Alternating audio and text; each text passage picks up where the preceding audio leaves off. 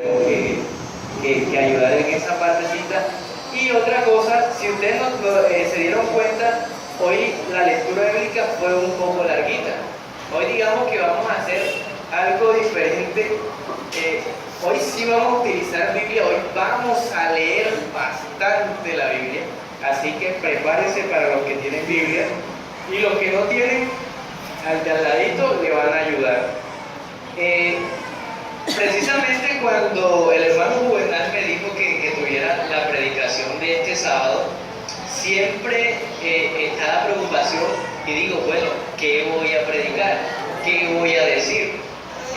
Yo simplemente le oré al Señor toda esta semana para predicar o tener el tema de esta semana, y precisamente me regalaron una revista de hace 5 años, publicaba la iglesia, y me puse a leer y leí un tema demasiado interesante. Yo ya me había leído el libro de Mateo, pero cuando yo leí la revista y la explicación, cómo la daban, me pareció aún más interesante. ¿Por qué? Porque en este versículo, en este capítulo 20 de Mateo y el anterior que vamos a tocarlo, habla de historias, cosas que le pasaba, y otras fueron parábolas. Entonces vamos a posicionarnos en Mateo 20 versículo 1, pero vamos a leerlo hasta el 16. Les dije que vamos a leer, entonces me siguen. Y dice: porque el reino de los cielos es semejante a un hombre, padre de familia, que salió por la mañana a contratar a obreros para su viña. Vayan prestando atención. Y habiendo convenido con los obreros en 1 denario al día, los envió a la viña. Saliendo cerca de la hora tercera del día, vio a otros que estaban en la plaza desocupados, y les dijo: id también vosotros a mi viña, y os daré lo que sea justo. Y ellos fueron. Salió otra vez cerca de la hora sexta y novena, e hizo lo mismo.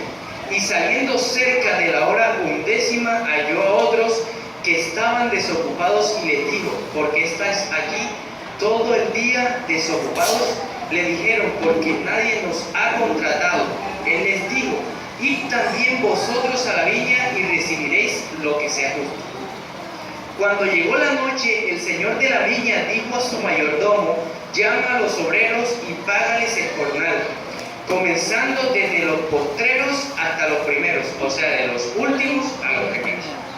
Al venir los que habían ido cerca de la hora 11, recibieron cada uno 1 denario. Al venir también los primeros, pensaron que habían de recibir más, pero también ellos recibieron cada uno 1 denario. Y al recibirlo, murmuraban contra el padre de familia, diciendo: estos postreros han trabajado 1 sola hora, y los has hecho iguales a nosotros, que hemos soportado la carga y el calor de todo el día. Él respondiendo dijo a uno de ellos: amigo, no te hago agravio, ¿no conveniste conmigo en 1 denario? Toma lo que es tuyo y vete, pero quiero dar a este postrero como a ti. ¿No me es lícito hacer lo que quiero con lo mío? ¿O tienes envidia porque yo soy bueno? Así los primeros serán postreros, y los postreros primeros. Porque muchos son llamados, mas pocos los escogidos. Miren que yo al momento de leer, cuando leí la primera vez el libro de Mateo, me pareció interesante la historia, pero hasta ahí la dejé. Pero bueno, antes de continuar, hermanos, les invito a que inclinemos el rostro y tengamos una palabra. Gracias. Padre nuestro que estás en los cielos, santo y glorificado sea tu nombre, Señor. Gracias, Señor, por toda tu misericordia. Señor, te queremos pedir que perdones todas nuestras iniquidades y todos nuestros pecados. Que ahora, Señor, seas tú siendo el dador de vida, Señor, que seas tú el que dé las palabras para que lo que en esta mañana tú me diste, Señor, pueda ser claro y entendible, Señor. Gracias, Señor, y todo esto te lo pido en el nombre de tu Hijo amado Cristo Jesús. Amén. Bueno, listo. Entonces ya leímos la historia de los obreros en la viña. ¿Qué ven ustedes ahí? ¿Qué notan ustedes ahí? ¿Qué podemos notar? Listo, primero, vemos que un señor se va a una plaza a buscar obreros para su viña y ahí empieza a contratar a los primeros obreros por un denario al día. Luego de eso, pues, va buscando más, pero él no le dice cuánto les van a pagar, simplemente le dice lo que sea justo. Al final de la jornada, cuando ellos van a recibir el pago, los primeros que fueron a desgastarse, fueron a sudarla, fueron a esto, con toda la amabilidad, sí señor, presente, aquí estoy, yo lo que quiero es trabajar. Pero entonces al final de la jornada ellos se dan cuenta que los últimos, que nada más trabajaron una hora, recibieron el mismo pago que ellos recibieron por matarse todo el día. Entonces yo me ponía a analizar y yo me ponía a pensar y surge una pregunta. ¿Ustedes no creen que era justo lo que los primeros reclamaban con respecto al pago? ¿No creen ustedes que esos primeros se merecían más de un denario? Para allá vamos, mi hermano, gracias por la respuesta, para allá vamos. Entonces, no, pero surge la pregunta, ¿por qué surge la pregunta? Porque los trabajadores se le hicieron. Dice, bueno, tú me pagaste un denario, pero es que, o sea, trabajé todo el día. O sea, yo pensé que tú me ibas a, si le diste un denario a estos últimos, pues yo pienso que tú me vas a pagar al menos 2 denarios. 2 o más, o sea, no sé, quizás cosa, porque nosotros, aunque quizás sea diferente en cierta parte, ya no sea en denarios sino pesos, pero si alguien nos viene a contratar y nos dice te voy a pagar 30,000 pesos al día, pero al último que llegó le va a pagar los últimos 30,000, ¿qué digo yo? No, que no me contrate más, no le voy a trabajar porque me están cascando. O sea, no, porque es que, entonces, ahí vamos a analizar entonces esta historia de los obreros y la viña. Pero entonces, ¿qué pasa con esto? Antes de seguir, quiero que vayamos a ver por qué surge esta parábola de los obreros y la viña. Entonces, acompáñenme a Mateo 19, del verso 16 hasta el 22. Ahí también hay una historia que todos nosotros conocemos, es muy famosa. Y dice, entonces vino uno y le dijo, maestro bueno, ¿qué bien haré para hacer y tener la vida eterna? Él le dijo, ¿por qué me llaman bueno? Ninguno es bueno, sino uno, Dios. Mas si quieres entrar en la viña, guarda los mandamientos. Y le dijo, ¿cuáles? Y Jesús le dijo, no matarás, no adulterarás, no hurtarás, no dirás falso testimonio, honra a padre y madre, y tú a tu padre y a tu madre, y amarás a tu prójimo como a ti mismo. El joven le dijo, todo esto lo he guardado desde mi juventud, ¿qué más me falta? Jesús le dijo, si quieres ser perfecto, anda, vende todo lo que tienes y dalo a los pobres, y tendrás tesoros en el cielo, y ven y sígueme. Y oyendo el joven esta palabra, vino feliz porque tenía muchas posesiones y las entregó. Se fue triste. Ah, se fue triste. O sea, pensé que no me estaban siguiendo la lectura. Bueno, listo. Ahí vemos otra situación. Ahí vemos la historia del joven rico. Analicemos la vida del joven rico. Primero, era joven. Segundo, era rico e influyente. ¿Cuántos jóvenes o cuántos de nosotros cuando estábamos jóvenes no queríamos tener una cartera puchequita? O sea, que no faltara nada, que mejor dicho, simplemente era, ¿qué más? Y eso era lo que le pasaba a este joven. Este joven contó con el privilegio que a su edad temprana tenía dinero. Pero ¿qué pasa? Que él reconocía que ese dinero que él se había esforzado por conseguir no lo estaba llenando. Y él, al momento de escuchar que había un personaje que hablaba de salvación, él dijo: yo quiero saber cómo obtener la salvación. Cuando se presenta Jesús, prontamente este joven va a donde Jesús, se sientan a hablar, Jesús le dice lo que le dice y él se va triste. ¿Por qué? Porque su corazón estaba en lo que él poseía. Miren que algo curioso, y nos damos cuenta, y me doy cuenta aún más, o sea, no es que no supiera, aún más me doy cuenta que el Señor no es un Dios de casualidad. ¿Por qué? Porque precisamente en este trimestre vamos a hablar sobre la mayordomía. Y al momento de leer este mensaje, me doy cuenta que va implantado un poco lo que es el tema de dónde yo tengo puesto mi mirada, en qué yo veo, a quién yo veo. Entonces, eso pasaba con este joven rico. Su mirada la tenía puesta en sus bienes. Y al momento que el Señor le dijo: ven y sígueme, se entristeció tanto que dijo: ¿cómo es posible que yo todo lo que me he sudado, todo lo que me he ganado, ahora lo tenga que regalar, lo tenga que dar para seguirlo? Mejor déjame quieto, doy media vuelta y sigo mi camino. Pero bueno, esta historia no quiere decir absolutamente nada, porque surge la parábola de los obreros. Entonces tenemos que seguir leyendo del 23 al 30. Y dice: entonces Jesús dijo a sus discípulos: de cierto digo que difícilmente entrará un rico en el reino de los cielos.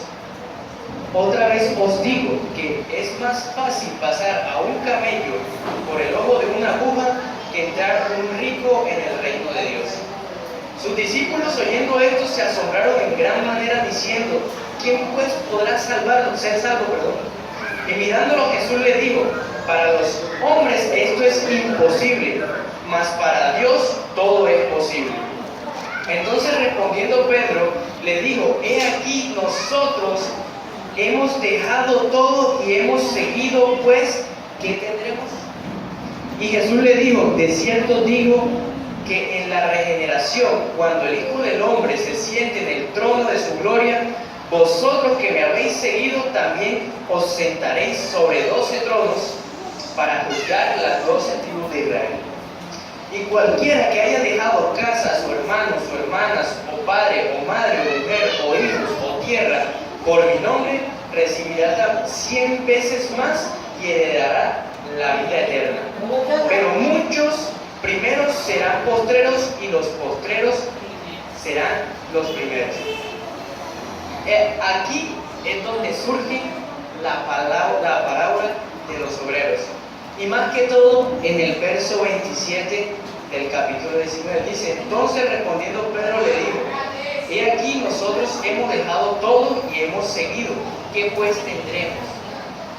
Ahí analizamos que cuando el Señor le cuenta lo que le sucedió con el joven rico, los discípulos se turbaron. Y Pedro, creo yo que era el más hablón, fue el primero que habla y dice: bueno, Señor, pero ¿cómo así? Si este joven dejó y no se pudo salvar. Lo más curioso, perdón, que se me pasaba, de este joven rico, que únicamente se menciona en esa historia y más nunca se vuelve a escuchar en la palabra. No se supo más de joven rico.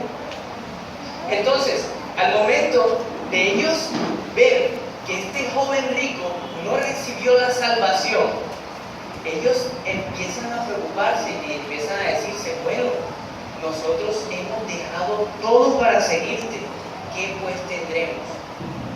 Ahí hay algo interesante con la pregunta que hacía Pedro al Señor. Y ahí nos damos cuenta el carácter que aún Pedro tenía. ¿Por qué? Porque Pedro aún tenía en su prioridad los privilegios materiales. Él estaba preocupado por qué iba a recibir, por haber dejado su casa, sus hijos, su esposa, preocupado porque él decía, bueno, dejamos todo esto tirado por seguirte y ahora, ¿qué es de nosotros? O sea, ¿qué vamos a recibir? Y miren que a nosotros hoy, y es lo que les decía del trimestre, a nosotros hoy es lo que nos está enseñando, estamos desviando nuestra mirada y estamos mirando hacia el ámbito material. Pedro en esos momentos estaba mirando el ámbito material, estaba mirando por el sacrificio que yo hice, voy a recibir esto. Pero al momento que el Señor les sale con esta historia, ellos quedan para atrás y dicen, ahora ¿qué es de nosotros? Y eso es lo que nos damos cuenta, que Pedro en esos momentos aún no tenía una conversión completa. Aún Pedro no había entendido qué es lo que el Señor quería en su vida. Y eso mismo es lo que nos puede estar pasando a nosotros hoy. Nosotros hoy podemos estar sentados ahí. Nosotros podemos no faltar un día de culto. Pero no, y es posible que no hayamos tenido la conversión o no hayamos entendido el mensaje que el Señor quiere para nuestras vidas. Pedro, ¿por qué no había pasado esa conversión? Simple y sencillamente porque Pedro no había dejado actuar el Espíritu en su corazón. Y en vez de eso, daba lugar como primera medida a todo lo que podía recibir. Miren, algo que sí es claro es que tener cosas materiales no es malo. Tener no es malo. Lo malo es ponerla en primer, o más bien, desplazar al Señor por poner eso en primer lugar.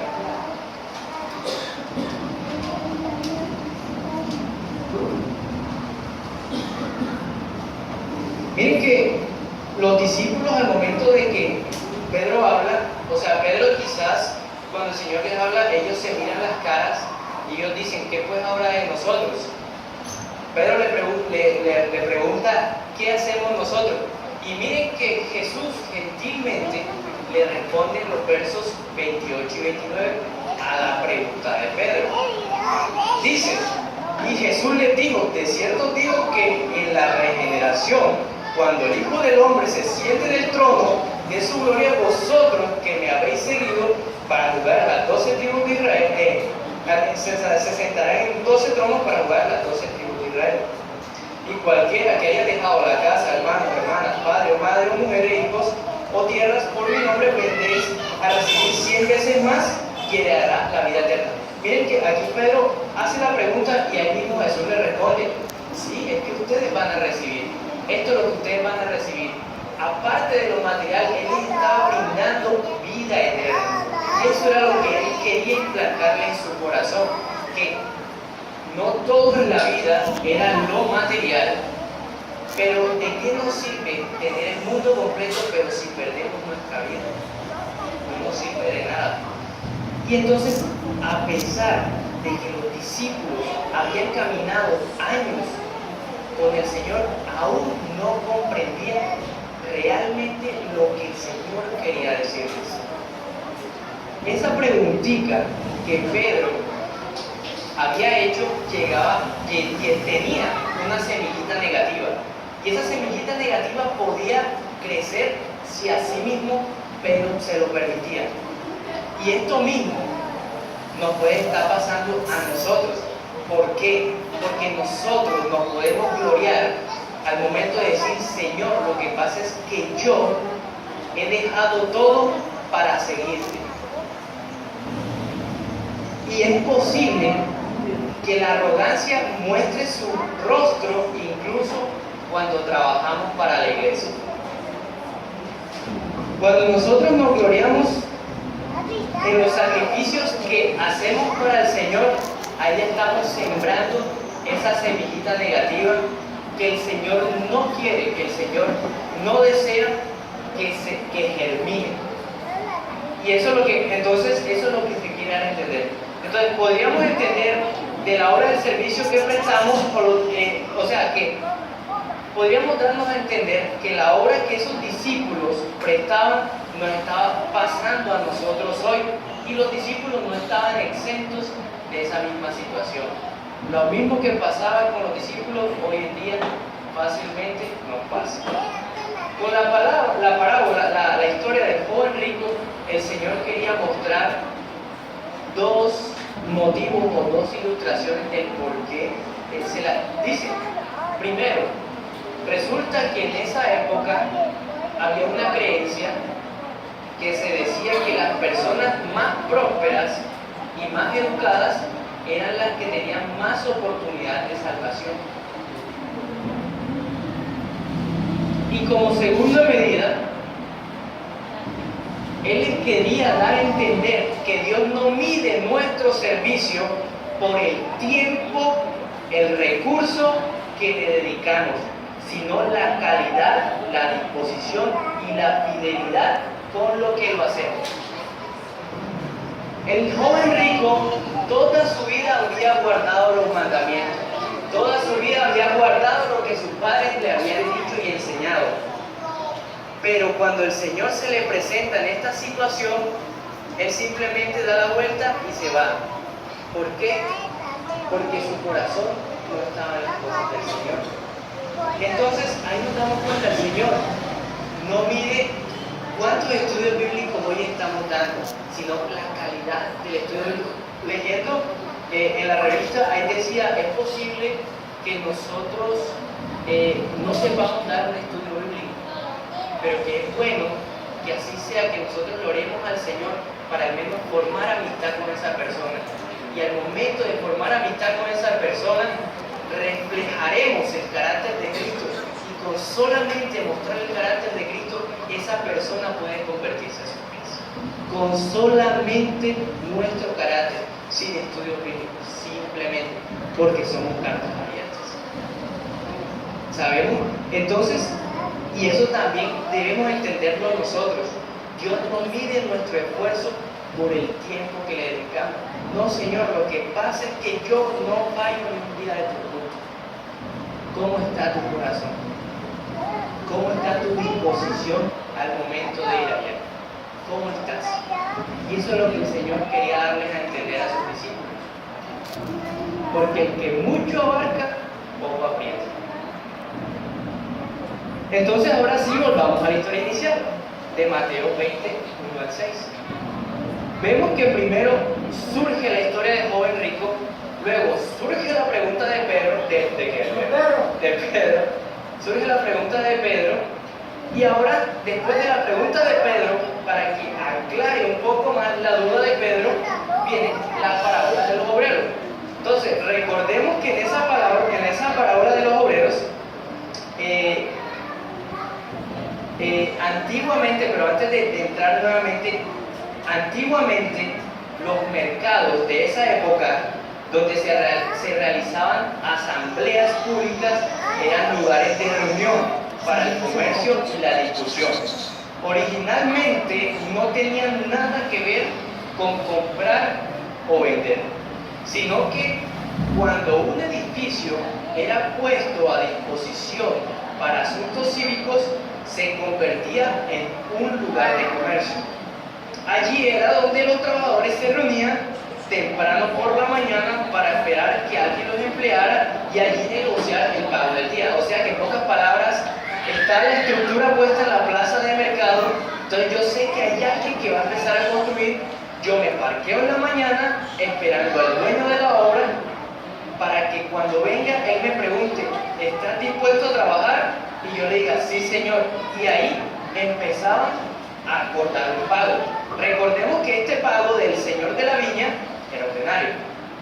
Volvamos a la historia de los obreros.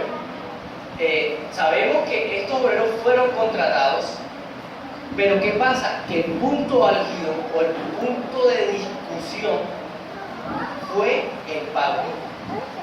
El punto de discusión fue el pago, no fue el contrato, no fue, bueno, aunque ahí se meten las horas que se trabajó, pero el punto de discusión fue el pago.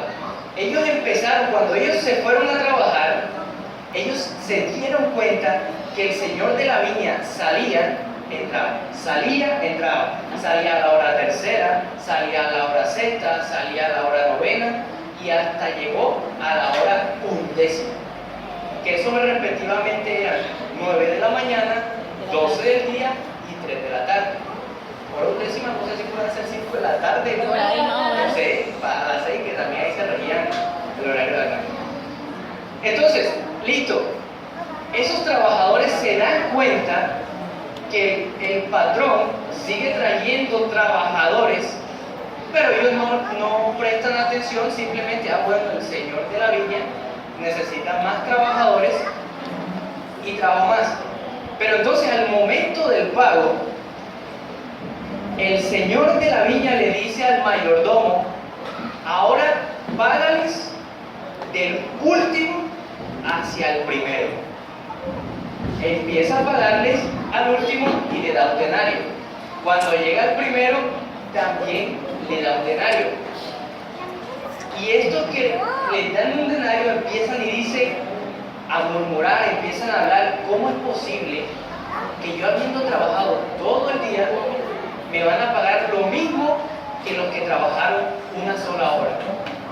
No es posible esto. O sea, no me cabe en la cabeza entender esto.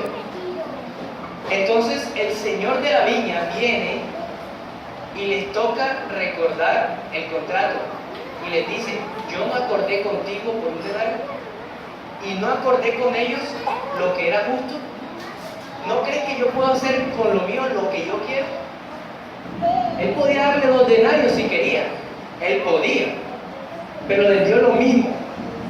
¿Qué pasa? Que aquí en la escritura menciona que esos obreros que llegaron de primero se disgustaron, pero no menciona qué pasaba con los últimos. Pero es posible que esos últimos se alegraron y se sorprendieron diciendo: solamente trabajé 1 hora y me van a pagar lo mismo que él.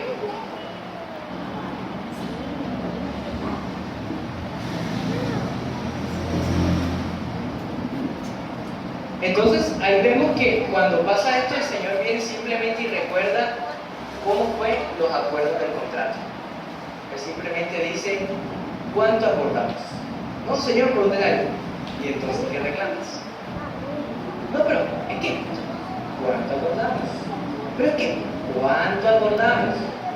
Entonces ahí se acaba la discusión.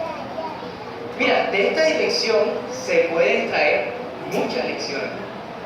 Pero la lección principal de Pedro, o sea, la lección principal que Jesús quería darle a Pedro, nos lo puede explicar la escritora Elena en Obreros Evangélicos, sección 12, página 523, y dice: no es la cantidad de tiempo que trabajemos, sino nuestra pronta disposición y nuestra fidelidad en el trabajo lo que hace aceptable a Dios.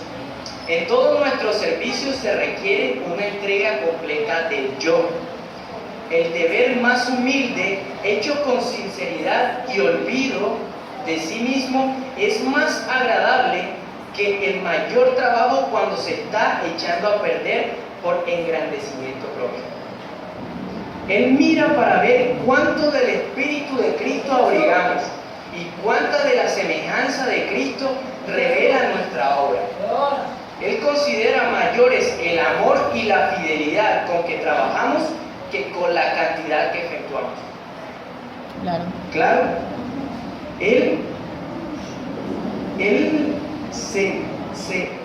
podríamos decir, él se pone muy feliz cuando nosotros trabajamos con agrado, cuando nosotros trabajamos no contando como estos primeros obreros cuántas horas trabajé, simplemente desinteresadamente.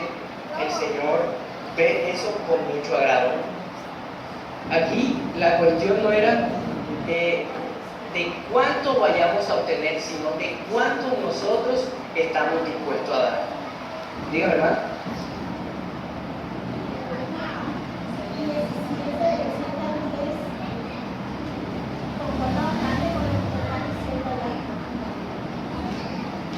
Listo, gracias, mi hermano. Entonces, escuche, no es, o sea, el trabajo no es por lo que vayamos a obtener, sino lo que estamos dispuestos a dar.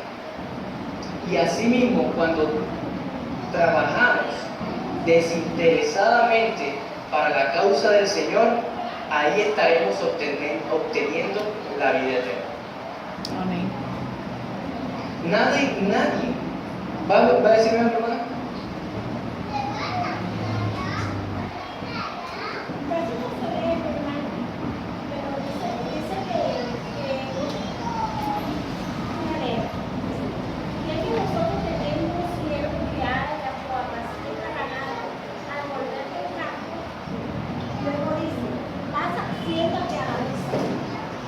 Dice el 8, y no le dice más bien, prepárame la cena sin mi sírvela, hasta que haya comido y bebido, y después de esto, come y bebe tú. El 9, ¿acaso damos gracias, se puede decir, al siervo que hizo lo que se había mandado? Pienso que no. El 10, así vosotros, cuando hayáis hecho todo lo que os ha sido ordenado, decís siervos inútiles, somos pues lo que deberíamos hacer o hicimos. A veces, por ejemplo, de lo que usted habla, ahí dice que a veces nos ordenan a nosotros hacer algo. Entonces, como usted nos ordenó hacer algo, eso es lo que vamos a hacer. Lo hacemos un poquito más de lo que deberíamos hacer.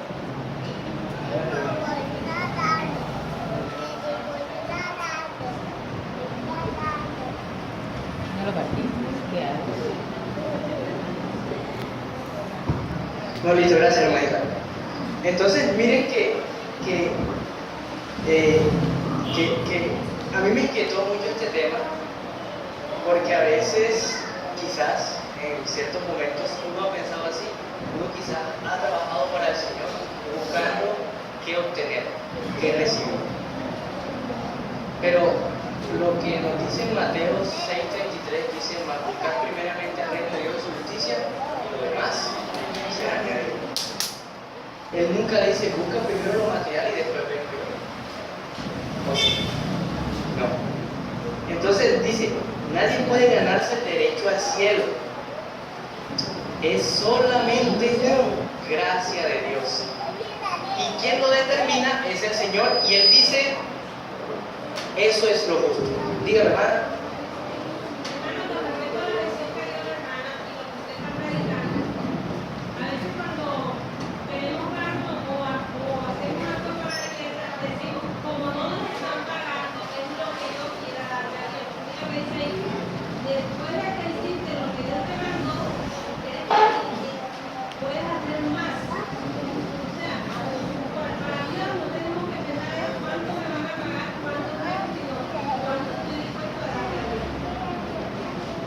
Gracias, hermano.